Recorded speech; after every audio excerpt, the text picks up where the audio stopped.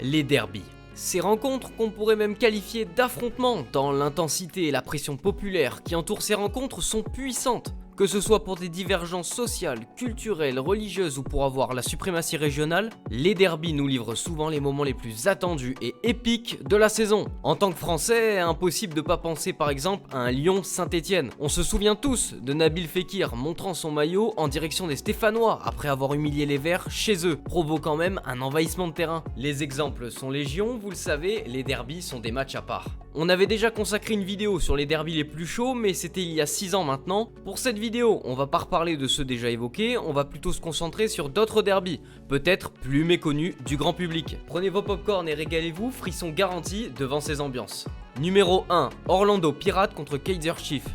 Celui-là, je suis désolé, mais si tu le connais, bienvenue chez les hipsters du football. Les deux équipes cohabitent dans la ville de Johannesburg. Dans un pays où on préfère le ballon ovale plutôt que rond, les stades sonnent souvent creux, sauf 2 fois par an, lors du derby du Soweto. Soweto, c'est le nom de la banlieue noire située à 15 km au sud-est de Johannesburg. Si la plupart des derbys sont dus à des divergences politiques ou culturelles, ici, rien à voir. Tout part à cause de la trahison d'un homme, Kaizer Motaung. Kaizer Motaung est un buteur talentueux qui a évolué à Orlando Pirates pendant 8 ans dans les années 60. Un jour, il décide de monnayer son talent quelque temps en allant jouer aux États-Unis. À son retour en 1970, tout le monde s'attend à ce qu'il rejoue dans son club des Pirates. Sauf que pas du tout. Le gars prend toute l'Afrique du Sud à contre-pied et décide de fonder son propre club, qu'il nomme en toute modestie de son prénom, les Kaizer Chiefs. Il choisit une tête de guerrier Sioux en plagiant littéralement les Atlanta Chiefs, club où il était passé aux États-Unis en tant que joueur. Kaizer Motaung recrute ensuite plusieurs joueurs majeurs des Orlando Pirates et parvient à se créer une équipe. Le voilà président de son propre club à seulement 26 ans. Une trahison énorme pour les dirigeants et les supporters des Orlando Pirates. Sa décision est accueillie comme une provocation et le gars il se voit menacé. Vous vous en doutez, lors du premier match entre les deux équipes, il y a quelques petites tensions pour rester poli. En 1972, par exemple, une bagarre générale éclate lorsque les fans des Pirates décident de bloquer les sorties du stade après un match perdu. Tous ceux qui avaient des maillots aux couleurs des Chiefs se faisaient frapper. Des affrontements tellement violents que les supporters avaient pris l'habitude de venir avec des casques de chantier. Malheureusement, le point de non-retour est franchi. En 1991, un mouvement de foule dans un petit stade de Johannesburg qui abrite une rencontre amicale entre les deux clubs provoque la mort de 42 spectateurs. Bis repetita 10 ans plus tard, cette fois-ci à l'Ellis Park sur l'égalisation des Bucks. Des supporters restés à l'extérieur investissent le stade déjà plein à craquer. Bilan de la bousculade, 43 morts. Aujourd'hui, les rapports entre les supporters des deux clubs se sont apaisés. C'est l'un des derbys les plus unificateurs, même si quelques irréductibles résistent. 95 000 personnes se réunissent au stade lors de ce derby pour pousser derrière leur équipe, accompagnés par les Vuvuzela. Oui, cet instrument du diable qui nous avait traumatisés à la Coupe du Monde 2010. Il existe encore. Numéro 2, PAOK Salonique contre l'Aris Salonique. Plutôt habitué au derby entre l'Olympiakos et l'AEK, les deux clubs d'Athènes, le football en Grèce ne se vit pas seulement dans la capitale.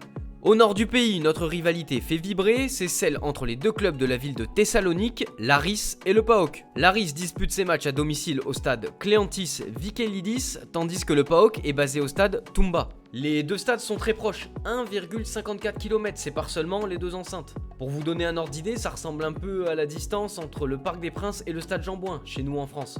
Si l'Aris était au-dessus le siècle dernier jusque dans les 70, la tendance s'est inversée puis énormément creusée en faveur du PAOK depuis l'arrivée à la présidence d'Ivan Savidi. Cet écart de niveau ne diminue pas la ferveur et chaque derby est énormément attendu. Les deux enceintes des clubs sont remplies entièrement à chaque confrontation. A l'origine, l'Aris représentait plutôt la bourgeoisie et le PAOK le côté populaire. Mais depuis, les orientations ont changé.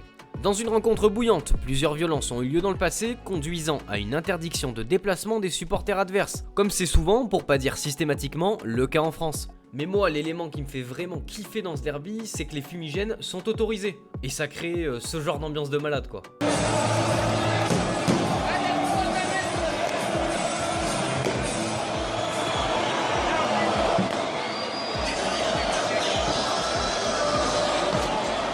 Les supporters de chaque club aiment aussi brûler des objets à l'effigie du club adverse en provocation, et voilà ce que ça donne vu au-dessus du stade.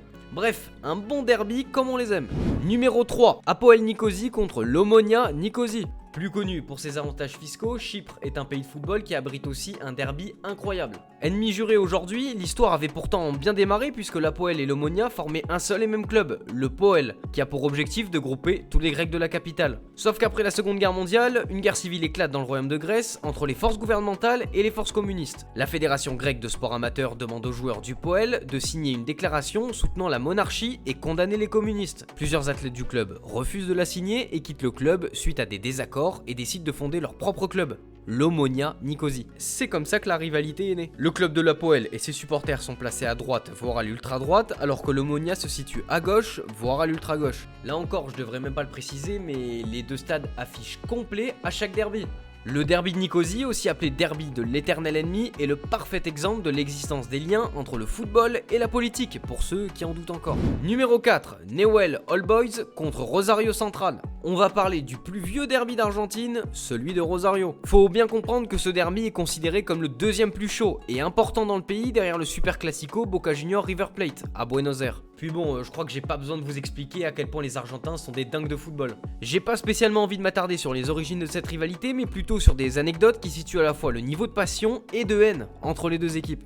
Dans les années 90, deux rencontres n'ont pas pu aller à leur terme. La première d'entre elles se déroule en juin 96. Newell's mène 2-0 à domicile face à Central et s'apprête à tirer un penalty.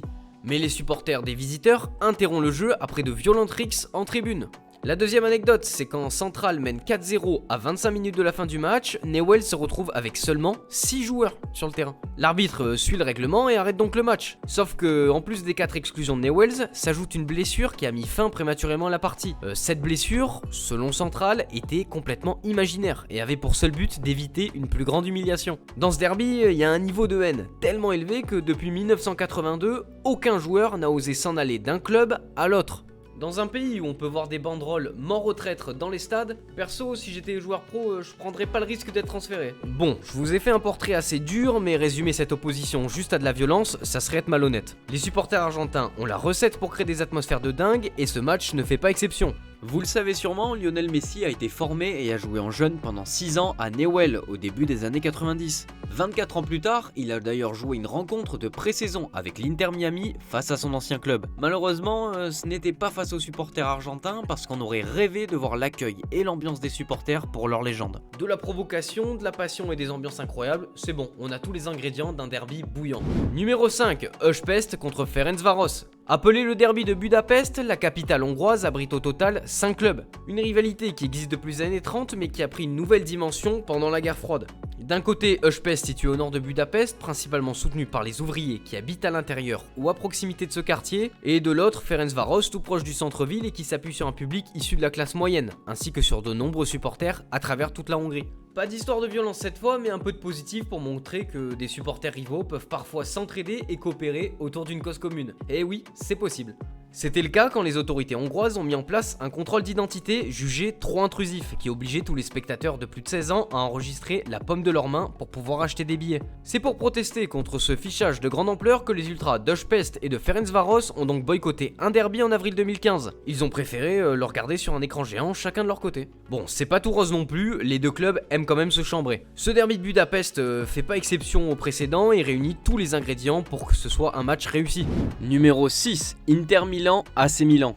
Je vous avais promis des derbys méconnus, bon, je passe aux aveux, oui, j'ai menti. Il fallait bien que je vous propose aussi un derby mainstream. Ce que j'aime dans cette confrontation, et qui la rend presque unique, c'est la quantité de joueurs légendaires passés par les deux équipes. Ça a donné par exemple ce genre d'image assez hallucinante, avec une concentration de stars au mètre carré complètement dingue. Ronaldinho, Mourinho, Ancelotti, Ibrahimovic, Seedorf, Maldini, Zanetti, Beckham, Adriano De Sei, bref, que du beau monde. Et qui dit derby dit bagarre, et le meilleur exemple c'est le tête contre tête entre Zlatan Ibrahimovic et Romelu Lukaku en janvier 2021. Quelques mois après cet événement, le Suédois était revenu sur cet épisode, sans langue de bois comme d'habitude. Il m'avait attaqué sur le plan personnel. Il est convaincu d'être un Fioriclas, il a un grand ego et il est très fort. Je l'ai attaqué sur son point faible, les rites de sa mère. Il a perdu la tête, mais j'ai un doute. On a perdu ce derby, je me suis blessé ensuite et plein de choses bizarres sont arrivées. Tu vas voir que Lukaku m'a vraiment envoyé un rite. J'ai demandé à des amis croyants de prier pour moi. J'ai un compte en suspens avec lui. Le genre d'histoire qui rend les derbys plus excitants que les autres matchs. Autre exemple vraiment marquant de cette confrontation, c'est le dernier derby en date. La victoire de l'Inter Milan 3-0 sous les yeux des supporters milanais pour devenir champion d'Italie. L'humiliation totale pour les supporters rouges et noirs. Vraiment un moment légendaire dans l'histoire de la rivalité. En plus d'avoir célébré cet exploit comme il se doit, les supporters de l'Inter n'ont pas pu s'empêcher de chambrer les voisins Rossoneri. Les images parlent d'elles-mêmes. Voilà les amis, cette vidéo touche à sa fin et franchement ça donne envie d'aller au stade. On a vu quelques derbys mais je les ai évidemment pas tous cités parce que sinon la vidéo elle allait durer 4 heures. Mais si vous avez des suggestions d'autres derbys que j'ai pas cités et que vous aimeriez voir peut-être dans une future vidéo, n'hésitez pas à vous manifester en commentaire. Merci d'avoir suivi cette vidéo, n'hésitez pas à liker, partager et vous abonner si c'est pas déjà fait et à très vite pour de nouvelles vidéos sur Foot Mercato FC.